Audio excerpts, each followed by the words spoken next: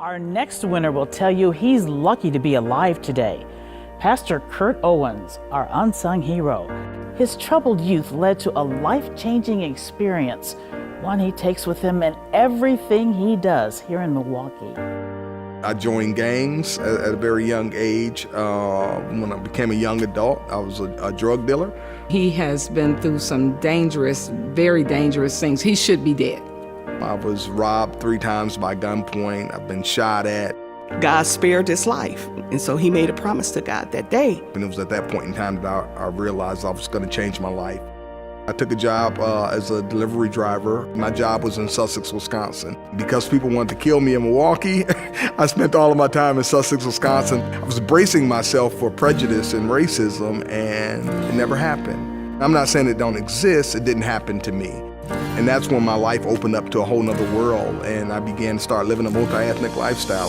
He always had a way with people, no matter what color they was. It didn't matter to him. I think he really savored and thrived in multi-ethnic settings. And I just felt the need that I had to tap more into this whole idea of a multi-ethnic church, and began to start planting the seeds and the idea of starting You Flourish Church. I think everyone can embrace this idea of what does it look like to love our neighbor.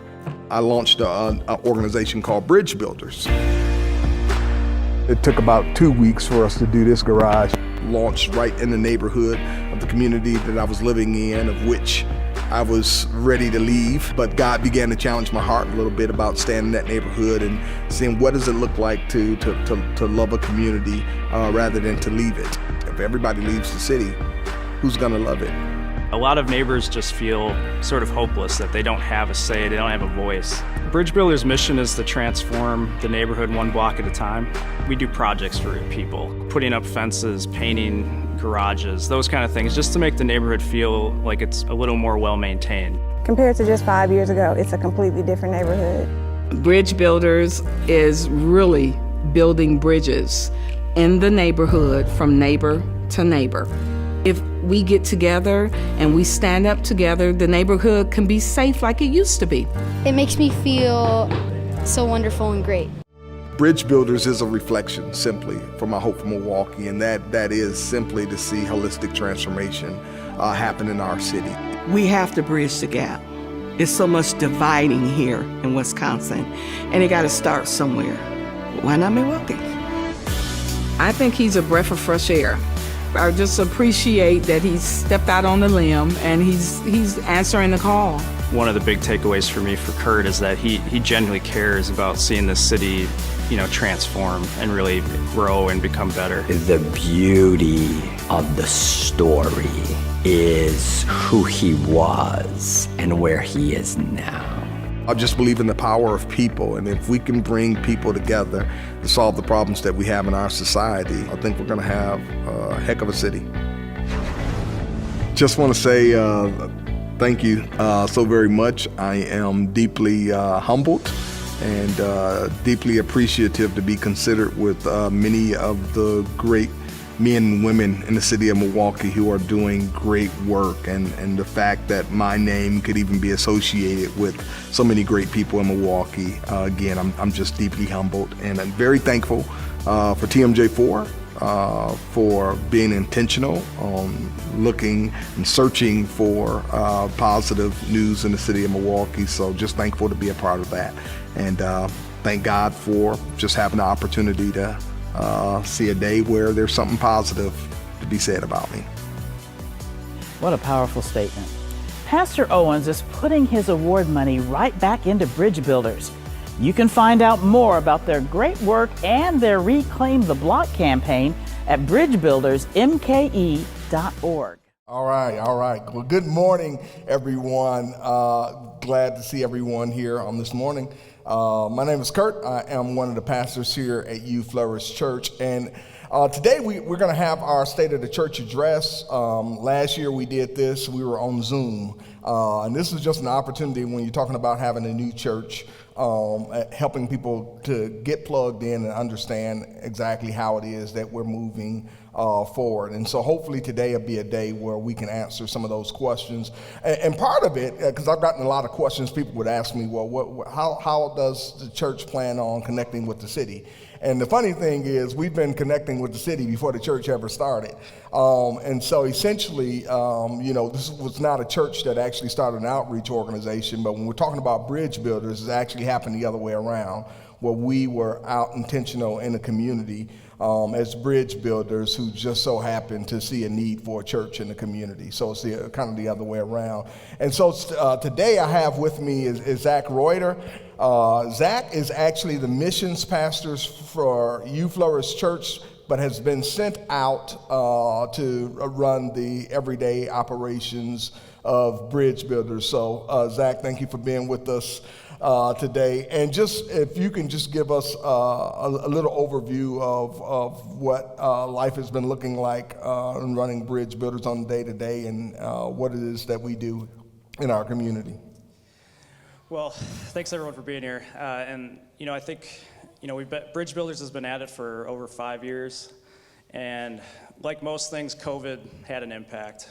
When you're a neighborhood sort of community-based organization, bringing people together, COVID sort of impacts that. But we've seen a great rebound since specifically this year, where we're starting to get more buy-in from residents who live in our neighborhood, who want to see their neighborhood transformed, are getting involved with our neighborhood meetings that we're putting on, are serving with us, and they're starting to generally come together as a group, which is really what we're after. Okay. And our mission at Bridge Builders is to inspire inner city innovation that will holistically transform neighborhoods one block at a time. And we talk about what holistic transformation looks like, and we break that down in 4 areas.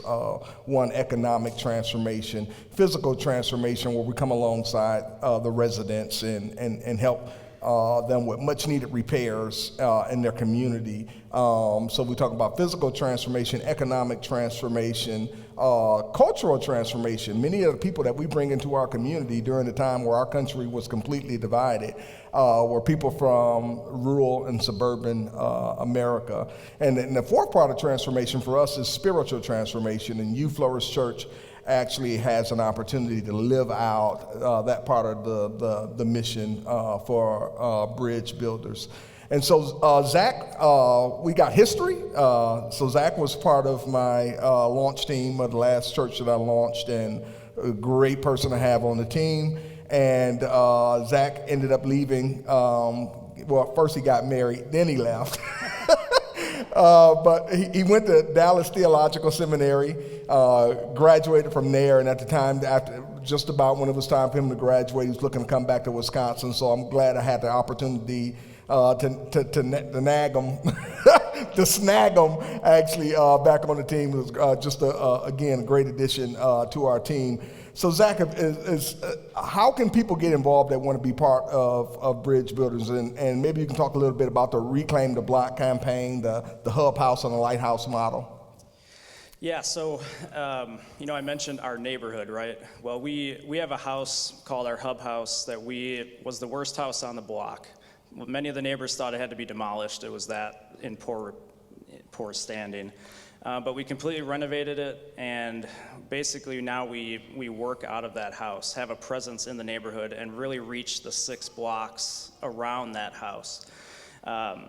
And with this church coming, being launched, this church is also serving as a sort of hub house. So, we're intentional about getting to know the neighbors who live in Glendale, in Thurston Woods, and really connecting with them, seeing what their needs are, and really coming alongside them as a church. And so that's one way that you could be looking to help, is just opportunities that arise for serve days. So we're always looking for volunteers to come help and do projects, just serve another and really improve their living situation, because whether they can't afford it or they can't physically do it anymore, they're really appreciative of having those volunteers come in.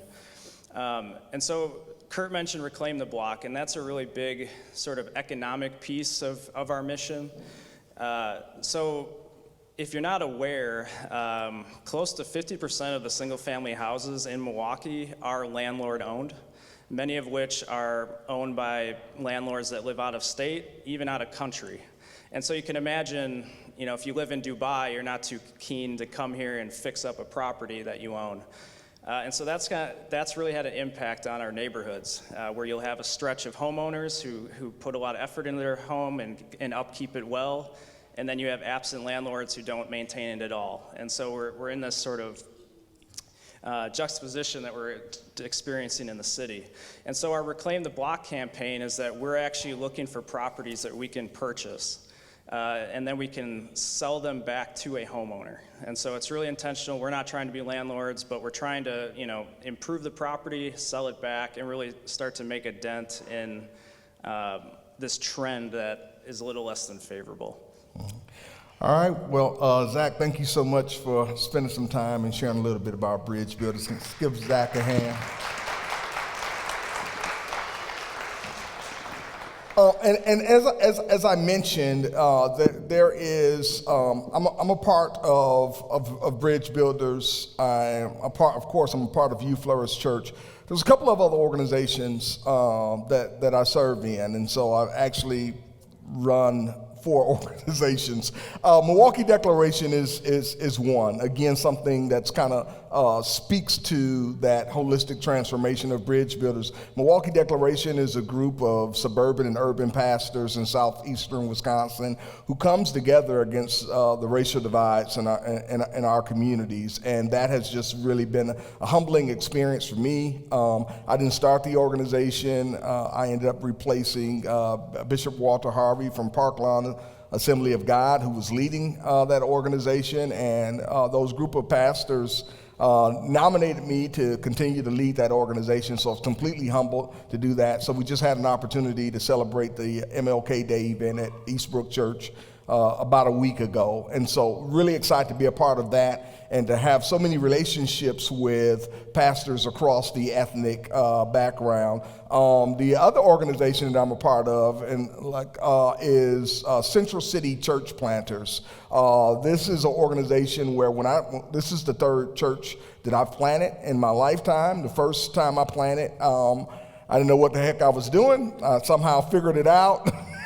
And it lasted for 9 years, but I completely financed it personally out of my own pocket. And the second time I planted, I learned a lot more about church planting and how it should happen, and more so in a suburban context, but I was able to take what I learned in a suburban context and bring it in the urban context. And there was actually no one in the city or in our community who understood how to start churches in an urban context and how to do it well. And so we created this platform, Central City Church Planters, and we've got a couple of churches under our belt right now. One is doing extremely well, probably better than I could have ever imagined. And we want to raise up the next generation of church planters that will have a focus on community as opposed to just Sunday morning services. And so those are, I thought it was just important that I introduced everyone to all of the things that I'm kind of connected with and how that connects with the overall mission. And so with that, we want to spend some time doing a review of our 2021 goals. We set some goals for ourselves in the State of the Church address last year. And so I'll let Pastor Ronaldo speak to some of those goals that we set for 2021 and where we stand. Yeah, you'll see up there that we had 6 goals in 2021. And I'm just going to touch on those very briefly. We want to establish ministry team leads. And we probably had more leads, more specific ministry teams than I'm going to name right now. But there was about 5 or 6 that we prioritized: children's, hospitality, tech, safety, Zoom, and music. And we just kind of went through and people just kind of jumped in. Some of them said, I'm not sure this is the best spot for me, but I am very willing to lead, and we're extremely thankful for that. Number 2, we wanted to acquire facilities. I do not have time today to kind of tell that story. But if you ever want to just kind of, church plants don't have buildings. And we have one, and we don't have a mortgage. And so if you ever want the story for that, please pull me off to the side. Please pull Pastor Kurt off to the side. We would love to. It really is a story of boasting about the glory and goodness of God, because we could not, we couldn't have done it. And so it's just awesome. Number 3, we wanted to establish kids' digital ministry. You'll see that there's not a check next to that one. It's something we kind of kept going back to, kept pondering, kept thinking, couldn't find a solution, never put it away, but really, and then when we stepped into having in person, we prioritized that. And never fulfilled that one. Establish Life on Life Ministry. You'll hear more about that during the day. If you've been with us for a while, it's what we used to call accountability partners. But accountability partners means different people to different things to different people, like us. And so when he said we're doing accountability partners and explained what that was, I'm like, oh, that's not what I think at all when I think about accountability partners. So we changed the name to kind of keep up with that. But that was able to be established. Physically launch in September. Again, that's just a beautiful story of the sweet, tender, gentle, powerful grace of God, and the fact that you are here is part of that miracle, and we don't lose sight of that. And then lastly, increase financial partners by 50%. That's sometimes awkward to talk about, and some of that, or much of that, is actually sitting in this room right now. And so we are so thankful, we are so grateful, we are so humbled. That's kind of the 2021 year in review. Thank you, Pastor Ronaldo. So in a nutshell, just really humbled and excited that God would allow us to accomplish all of our goals for 2021. And so now we're moving to 2022, and just want to talk to you guys a little bit about some of the goals that we have for 2022 moving forward. And the first one is right now we are on the lookout for a full-time worship pastor. We think this is really important, and the reason why we say this is so important is because we are a multi-ethnic church. And I always tell people doing multi-ethnic ministry is messy. And specifically when you're trying to blend the best of multiple cultures, it's just not an easy thing to do. So continue to be in prayer with us as we try to identify that right person that's a musician, that's a singer, and that has some skill level in tech as well, and that loves Jesus. I really want somebody that loves the Lord. So be in prayer with us on that one. A second thing that's near and dear to our heart that we want to accomplish this year is we want to establish student ministry. And this is our middle school and our high school students. We really value that demographic and that's among us, and we want to do well in ministering to them. And so we really want to make sure that that's established this year. So if you're a parent of a middle school or high school student, I want you to know that this is one that we just can't rest on until this is in place. Another thing that we looking to establish for 2022, and this is kind of move forward a little bit, is a development team. And we've created a development team. I'll tell you a little bit about this. This is a team that's kind of helping us guide like some of the policies and procedures of how we move forward. Because there's a lot of things when you're talking about starting an organization from scratch. There is no policies and procedures, and everything that you do and that you come across, you're like, oh, I didn't think about that. Well, we've got to think about that. And so we kind of put a team together that's kind of helping us think through some of those things. The second team is a ministry execution team. And so after we get some of these policies and things in place, what does it look like? How do we live that out on a day-to-day basis in our organization? And so that's a couple of teams that we're kind of putting together and trying to have people serve in areas that may go beyond just what you normally see in a church. One of the other goals for us is expand the Life on Life ministry. Pastor Ronaldo touched on that a little bit. And essentially when we talk about this would be somewhat of what our small groups would be. Last year, our Life on Life ministry included, you got one other person from You Flourish Church. One other person, that was your small group.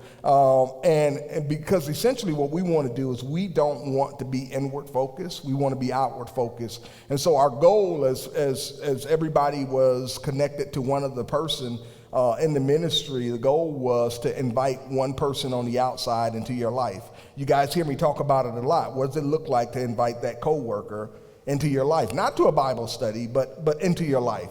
What does it look like to love on a person and do just acts of kindness to one person in your life? And so that one-on-one, life-on-life partnership is that each partner just kind of held each other accountable to and praying for and encouraging one another on that one person. And so we're looking to expand that this year, and I'll talk a little bit more about that as we talk about our discipleship plan. The other thing that we like to do is we want to be on track for our first church plant come April 2023. So we got about 6 church planters lined up right now in our Central City church planting network, where we got other churches that's a part of that network as well. This is a part of our mission, is to plant gospel-centered churches that has a focus on community. The next thing that we want to do is we want to start some affinity groups, and I'll talk a little bit about some of the affinity groups are essentially interest groups. And so if you have an interest in being a part of a group of, say, sobriety, that we want those groups to be started so people can get plugged in and be an encouragement to one another.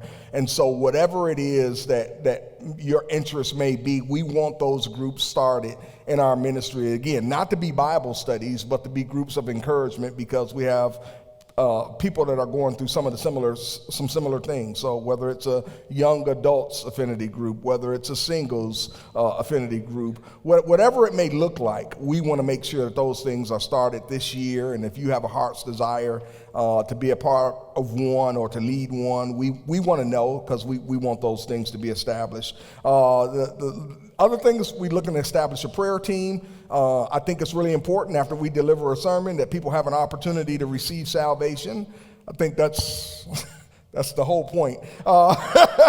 And so because we do discussions right now, it's been kind of difficult. So we really want a prayer team so we can take people that have a desire to receive salvation, that we can take them and allow them to have a personal moment to be able to receive salvation. So that's something that we want to put in place right away. And as far as some things around the facilities here, one of the things that we want to do this year is we want to replace the roof. We got a leaky roof, and install AC, because it's gonna be pretty hot this summer. Y'all gonna stop coming to church when you feel just how hot it is in here. So I already know by May we gotta cool this thing, because I've been in here in the summer. Y'all ain't. It's hot. So these are just some of the goals that we hope when we're sitting here again next year that we've accomplished all of these goals and we're moving on to the next thing. The next thing we want to talk about is church structure. We've gotten a few questions about that and what does that look like. Our church structure is we're pastor-led. It doesn't mean that we go willy-nilly and we can do whatever we want to do, but it does mean that, like, you can't tell me what to preach. So we're pastor-led, but we're board-governed. We don't have an elders board. We have an executive board. And our executive board, which is, I believe in, I have a doctorates in organizational leadership. And so I don't just take models and go with models. I take models and I create hybrids. And for me, it was important that we created a hybrid, because I don't like the models. Because one, everybody like, well, you got to worry about that the pastor don't go willy-nilly and don't be held accountable. And again, you have an executive board for that, but you also need some accountability, I think, for an executive board. So we wanted to create 3 levels of accountability. And so we're board governed, and and members of our board are actually, some of the members of our board are actually pastors of other churches in the city, because I thought it was really important that that we be held accountable to other clergy throughout the city. But there's also congregational input as far as our structure. So if there was ever any hiring or firing of the pastor or capital expansion, the congregation would have some say in that. So it doesn't allow, with our structure, it doesn't allow anybody to go rogue. Everybody got to answer to somebody. So that's our church structure. Want to cover that with you guys. And the mission of You Flourish Church. I want to cover some of that. Because I think that's really important, and each area in our mission is something that we really have a heart to live out. And our mission is to be a gospel-centered, multi-ethnic, church-planting church, helping people flourish in the life God intended for them to live. And if we break down, when we talk about gospel-centered, we want to make sure that the gospel is presented in everything that we do. Every problem, every situation, how does the gospel aligns with that? And for us, the gospel is the teachings, it's the life, it's the death and resurrection of Jesus Christ. And every sermon and everything that we teach, this is what it's going to be about when we talk about it being gospel-centered. So that's the first thing that we march to. But the second thing is we wear it on our sleeve is to be multi-ethnic. Like it means so much to us. It's like it's got to be in a mission because, and it's not like we're doing something cute. Like the first church, as we went through the book of Acts, the first church was multi-ethnic. And when we look at Acts 2, it said every person from underneath the sun was there, and they heard their language being spoken. And so we're not doing something cute. We're just actually trying to go back to what it was to begin with. It was a multi-ethnic church. And so being multi-ethnic is really key to us. And so everything that we do right now, even when I see the praise and worship team, I'm like, man, we need some white people. We need some Hispanics. And if you're going to be intentional on multi-ethnic, you got to call it out. We got to call it out. And so I'm not afraid to call it out. I'm like, we too black there. We too white there. We too Hispanic there. We got to mix it up. We got to mix it up. And we've got to continue to do that because why? It's our intention to be multi-ethnic. And so we want to be multi-ethnic in everything, in leadership, and worship and the ministry teams that we put together, that every step of the way that you're able to see yourself in everything that we do. And so we need some of your help to be a part of that because that's near and dear to us. But the other part of that is church planting. Church planting is near and dear to me. It's near and dear to what we do. So we want to be a church planting church. It's like we don't want to build up a church of 2,000. We get to 500 people, like that means that we could plant a church. We could send 200 away to go start another church to impact another community. So we want to continue to keep our foot on the pedal and making sure that people have an outlet in planting churches because I didn't have it. When I started this, like nobody would support me. And it was really difficult. I was going to have to self-finance this whole thing. And unless you're willing to do things the way people tell you to do it, and nobody knew how to do urban church, like the people that had the resources didn't know how to do urban church planting. And I did. And so I want to make sure that nobody actually has to go through that again. I want to make sure if a person has a call to start a church, that we have that opportunity to be able to do it. So there's three things, and the fourth thing in our mission is to help people flourish in the life God intended for them to live. Now, many of us, we live the life that we intend for us to live, but we want to help people live the life that God intended for us to live, and it very well may look different than some of the things that we're pursuing. And so what does that look like, and how do we get there? And one, we say, we'll touch on this a little bit on our discipleship model, but we just simply believe that if we follow the teachings of Jesus, that we flourish in the life that God intended for us to live. And I think that's just really important. Anything you want to touch on that mission? Yeah, I think this is so big that I just kind of, I'm going to say some things that's going to overlap with what Pastor Kurt just said, but this is so core, right? we want to be gospel-centered, right? The gospel is good news. It's good news, and that's important because we have some bad news, and the bad news is that the problems and sin and difficulty isn't just somewhere out there, but it's also in here. Right, and so that's what Jesus came to address, right? So Jesus with his entire life, him leaving heaven, him leaving that to become a human being, to become a human who lives a life perfectly, who teaches us who God is, who dies in our place, who rises from the dead. He defeats death. That is wonderful, good news that somebody went up against death and won, right? And then he gave us his Spirit. Right? He took his Spirit and he gave it to us to live life, right? We want that to anchor us so that every ripple of what we do is anchored and centered on that solid foundation of the life and the work of Jesus. Now, that bleeds us into multi-ethnicity, right? He didn't just die for the Jewish people.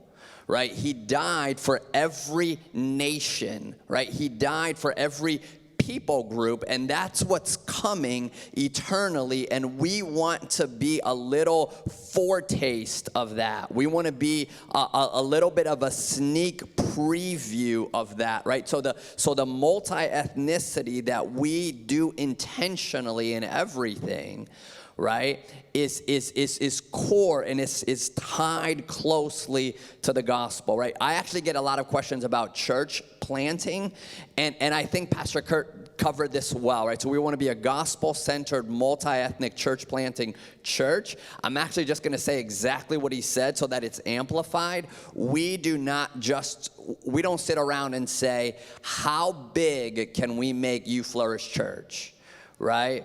We want to be thinking, right? We think other churches would be more beneficial to the kingdom than us just kind of getting bigger. And so that's always kind of there built into the DNA. And we think God uniquely designed you. There's no one else like you. And so we want to take the ingredients of Scripture, the presence of the Holy Spirit, the work of sanctification, the power of the gospel, right, and pump that into you and see what you flourishing looks like, right? And we think that's built into the life of the church. So we want to be a gospel-centered, multi-ethnic church planting church that helps you to flourish. And you mentioned something that I think I should make clear, because I think somebody else said this to me before. We're not looking to plant multi-sites. We're not looking to have a You Flourish downtown campus, a You Flourish Brookfield campus. We want to plant autonomous churches and let them lead the way God has called them to lead. So we're not trying to, we don't want to build a kingdom for You Flourish. We want to build the kingdom for God, and if it looks like helping other churches get planted and established, that's what we want to do. Yeah, like I helped my son learn how to walk, and now when he walks, he just does it. He doesn't like check back in with me, right? He just runs, actually a little bit too fast and a little bit too far at times, right? But I was there present, helping when it initially happened, and now I'm very hands off on his walking thing. We have a relationship, right? And that's what we intend, right? Autonomous churches is a self-governing church that we will not have our hands on. Amen. We're going to keep it moving because I know time is leaving. I want to leave some opportunity for some questions, so we're going to get through this really quick. So leadership opportunities. If you're here and you're like, how do I get plugged up in leadership? These are some of the leadership opportunities that we have available. One is either be a part of a ministry team lead, and so we got other ministries that haven't been established yet. But some of the leaders that we have right now is in children's ministry, it's on worship, it's on tech, it's on hospitality. But there's some other areas again that that are going to need some leadership. So that's one way to get tied into leadership. Another areas of leadership for us, like I said, we don't have an elders board, and some of what probably happen on the elders board would probably happen either the development team or the ministry execution team. And so you can learn a little bit more about that. And the other thing, the fourth way to be a leader at Youth Flourish Church is as an affinity group leader. And so whatever it is that you feel like God has called you to, and again, it's not a Bible study, but it's a group to build community and encourage like-minded people that have maybe going through some of the same things, and so you're able to build that community. We think that's really, really important. And so there's 4 areas again of how you can get plugged in leadership at Youth Flourish Church. And the other one is ministry opportunities, and Pastor Ronaldo will just kind of go over some of the ministry opportunities that we kind of have in place right now. I'm going to run by these. This is not a comprehensive list. This is not the fullness of it. It's not a master's list. But we think about 1 Corinthians 12, right? The Spirit gives gifts to the body so that we can live out the body. So there's gifts. Every one of you who is in Christ is gifted uniquely, and we need you to jump in. Here are some of the areas that we are looking for help in. There is an invisible group present here every Sunday that you do not see, but we cannot do anything without them. They are in the back right now, and that's our tech team, right? They do an immense, yeah. Our worship team, Pastor Kurt kind of gave some of the vision behind that. The next 2, right? This is if you want to think about kingdom impact.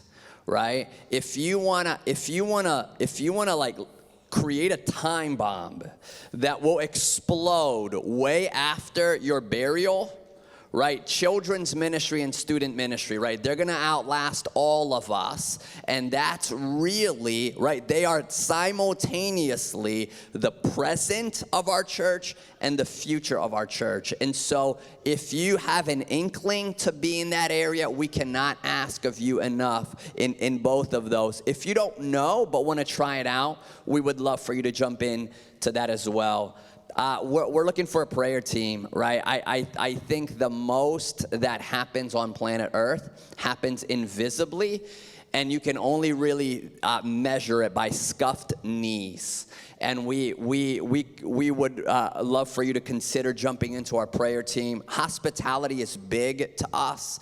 We don't want people to just kind of come in, be part of a show, and then leave. We want them to be welcomed into our church, and so our hospitality team, affinity groups, Pastor Kurt just kind of talked about that, so I'll just keep it very simple. We want to be as diverse as we can possibly be, but sometimes you're a young mom and you want encouragement from another young mom, right? Sometimes you're struggling with an addiction and you want to walk a road with somebody that knows what that's like, right? So that's the idea of the affinity groups. We encourage you to jump into those. Website management, if I push return and it doesn't do anything on my computer, I assume my computer's broken, right? So we absolutely need a ton of help in website management. These facilities are huge and old and difficult to work with and hard to keep clean and hard to fix stuff in. If those are some of your gifts, we would love for you to jump in. Bereavement, when somebody loses somebody, that is such a unique and difficult time of life. If that fits your ministry, we would love to be in conversation, and there's multiple things we can do with that. And also a sick and shut-in team. There are people that can't get to us, but we want to be able to communicate with them as well. This is not a master's list. After we've finished it up, there's when another unique time of life is when a mom has a new baby, and it's crazy. And one of the things we've been able to do is put together some meal trains to just kind of help with dinner options during those first few days. And we would love to have somebody run that as well. We want to shift over to baptism and what baptism looks like for us.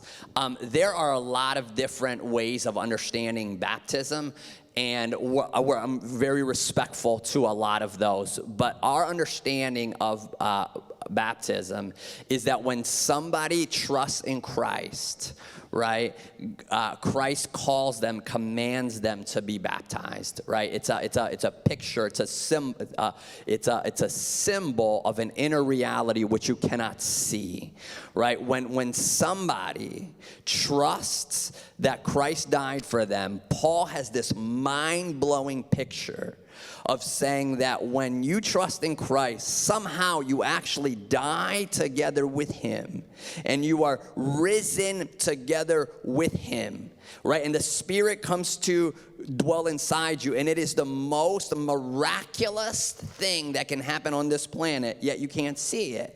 Right? And so baptism symbolizes that. It's a visual picture of what you cannot see. And so we hold to believers' baptism that after you have trusted in Christ, right, you are baptized into the body of believers, into Christ himself. And so we want to, we don't really have the opportunity to do that in this building at this time. And so right now we are highlighting and emphasizing summer baptisms, right? We'll try to do we'll try to do at least one early on and one later on in the summer to cover that. Okay.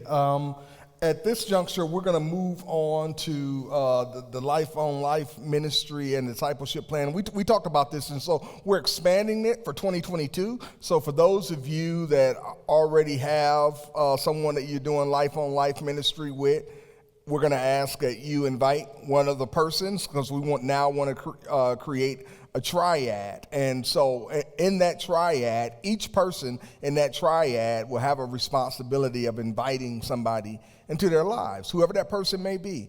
And one of the things that we always say, you know, it's that person sometimes that we overlook, people that we have small talk with, that we've never really sat down over a cup of coffee or a cup of tea or whatever it is that you like to drink and just hear somebody's life story. And so our question is, our challenge to you is like, don't just take the information that we preach and let it stay in your head as head knowledge, but our challenge is living out our faith to the outside. And so our hope is that your triad doubles. And so I'm not asking you to invite anybody to church. I'm asking you to invite people into your lives. You shouldn't have to invite people to church for them to meet Jesus if Jesus lives in you. And so this is something that my expectation is that everyone that's sitting in our pew will be a part of a triad and inviting someone into their lives. And we'll walk through that. And so that's part of that discipleship plan. And I'm going to go over our discipleship model, what that looks like. It's only 4 steps to our discipleship model. And one is fellowship. And I just talked about that fellowship. If you're a part of a triad, you're a part of an affinity group. But you have that opportunity to invite someone into your life for fellowship. And so we're asking each and every one to invite somebody into your life for fellowship so they have an opportunity to meet Jesus. Once they meet the Jesus down on the inside of you, we now have an opportunity to invite people to faith. After we've invited people to faith, we invite people to follow the teachings of Jesus. And this is where we believe that you have this opportunity. Once you follow, I guarantee that if you follow the teachings of Jesus, that you begin to flourish in every area of your life. I believe that there's no lack in your life if you're following the teachings of Jesus. And so we're not just going to give you theological statements and things that make your head feel good. We want you to live out your faith. And this is our discipleship model. The last thing I'm going to cover, there was a lot of stuff that we covered today, and we'll move and start taking some questions, and we are completely available to answer even questions even beyond this. But our next thing is just our core values, and just going over our core. One of the things that we value very big here is expository preaching. We'll do some topical sermons every now and then. We'll go to a topical series, but we're always going to walk through books of the Bible. We want you to just be biblically sound, and we want to teach you all of the teachings that's that's in a book and not taking things. We don't want to cherry pick and, give you our favorite scriptures. We want to go through the entire book of the Bible, and we're going to cover verse by verse. So expositional teaching is huge here. Diversity, another, need I say that? But that's huge. Authenticity. We don't want you to have to put on a mask here. We want you to be who you are. We're going to love you. We're going to come around you. And this is a place where you don't have to put on a mask. So we believe in authenticity. We believe in vulnerability. You'll hear me talk about anything and everything. My wife said it best. She says our life is a glass house. There's nothing that I've been through in my life that I'm not willing to share for the further of the kingdom. The unbeliever. I think sometimes we forget about that. We get so caught up in church and how we like to worship and the music that we like and all those things that we forget that really our services should be geared towards the unbeliever. So the unbeliever is really important because that's the reason why we're here. The next generation is another one that we value. We talked about student ministry and children's ministry. We want to make sure that we put some time, some effort, and some money to those ministries. The family is also important to us. So even when children's ministry is back up and running, every month we're going to have a family day where the whole family comes up and have an opportunity in worship because we think that's really important. Local missions is another core value, and you see some of the work that we do with Bridge Builders and some other organizations in the community. And the last core value is invoking community. We know for many of you that's been coming here with us, it's like what's next, what happens next, how do we get connected in community?